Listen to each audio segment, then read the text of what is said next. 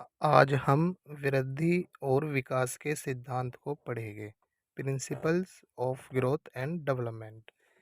व्यक्ति विशेष में वृद्धि और विकास की प्रक्रिया के फलस्वरूप होने वाले परिवर्तन कुछ विशेष सिद्धांतों पर ढले हुए हैं। इन सिद्धांतों को वृद्धि एवं विकास के सिद्धांत कहा जाता है। नीचे की पंक्तियों में हम इन्हीं सिद्धांतों की चर्चा करने जा रहे हैं। सबसे पहले आता है निरंतरता का सिद्धांत। यह सिद्धांत बताता है कि विकास एक न रुकने वाली प्रक्रिया है।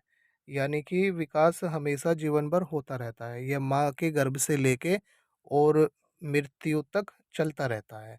जैसे शारीरिक, मानसिक, सामाजिक आदि संपूर्ण विकास इन इसी निरंतरता के गुण के कारण भली भांति संपन्न होता रहता है। नंबर 2 पे है वृद्धि और विकास की गति की दर एक सी नहीं रहती। यानी कि कहने का तात्पर्य ये है कि वृद्धि और जो विकास होता है, यह हमेशा एक स्पीड से नहीं होता, कब कम फालतू होता रहता है। बल्कि जबकि विकास बराबर होता रहता है, परंतु इसकी गति सब अवस्थाओं में एक जैसी नहीं रहती। बचपन में इसकी गति कुछ तेज होती है, परंतु जैसे जैसे समय बीतता रहता है वैसे वैसे यह मंद पड़ जाती है।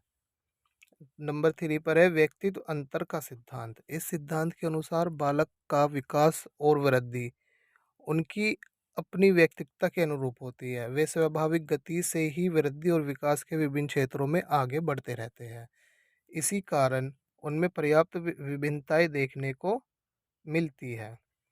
कोई भी एक बालक वृद्धि और विकास की दृष्टि से किसी अन्य बालक के समरूप नहीं होता।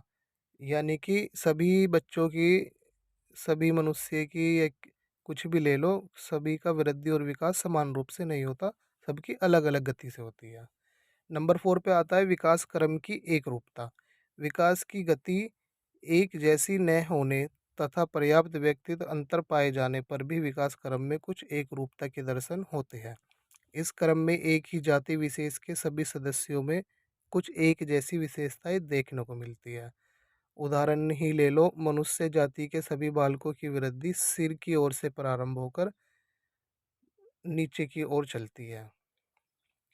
नंबर 5 पे आता है विकास सामान्य से विशेष की ओर चलता है। विकास और वृद्धि की सभी दिशाएं में विशिष्ट क्रियाओं से पहले उनके सामान्य रूप से दर्शन होते हैं। उदाहरण के लिए, अपने हाथों से कुछ चीज पकड़ने से पहले बालक इधर उधर यूं ही हाथ मारने या फैलाने की चेष्टा करता है। इस तरह शुरू में एक नवजात शिशु के रोने और चिल्लाने में उसके सभी अंग प्रत्यंग भाग लेते हैं, परंतु बाद में वृद्धि और विकास की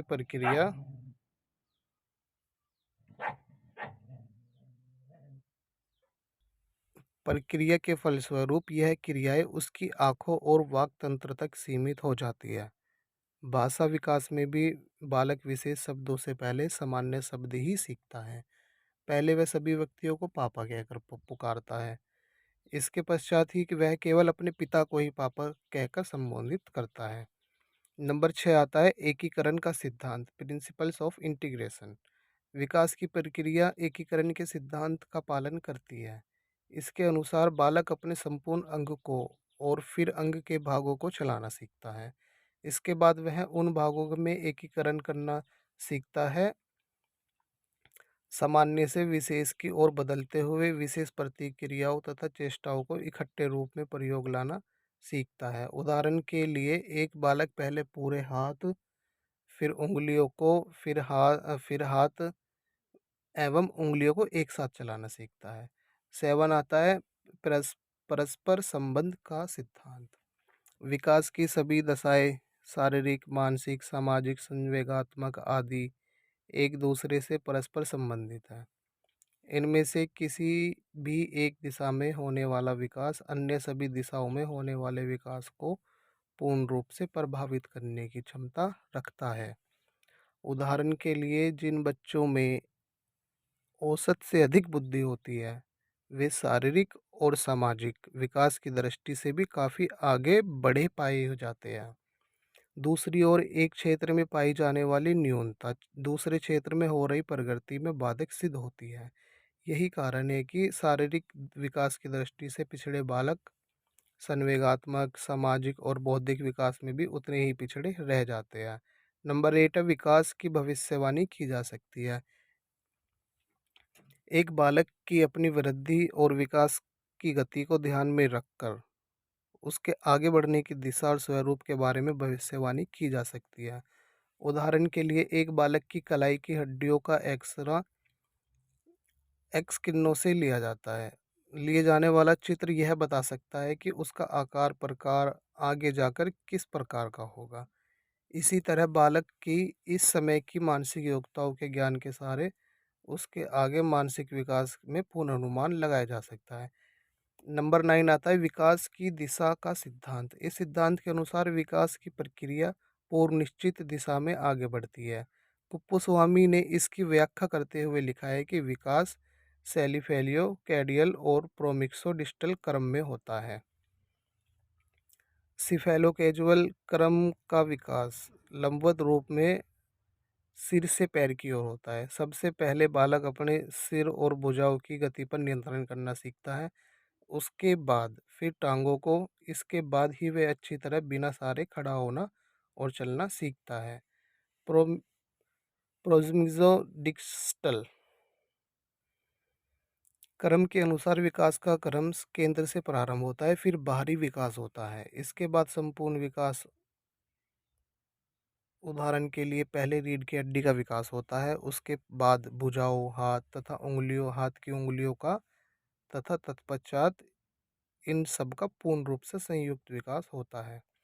नंबर 10 है विकास लंबवत सीधा न होकर वर्तुलाकार होता है। बालक का विकास लंबवत सीधा न होकर एक वर्तुकल होता है। वह एक सी गति से सीधा चलकर विकास को प्राप्त नहीं होता, बल्कि बढ़ते हुए पीछे हटकर अपने विकास को परिपक्व और स्थायी बनाते हुए आगे बढ़ता है। किसी एक अवस्था में वह तेजी से बढ़ते हुए उसी गति से आगे नहीं जाता, बल्कि अपने विकास की गति को धीमा करते हुए आगे के वर्षों में विश्राम लेता हुआ प्रतीत होता है, ताकि प्राप्त वृद्धि और विकास को स्थायी रूप दिया जा सके। यह सब करने के पश्चात ही वह आगामी वर्षों में फिर कुछ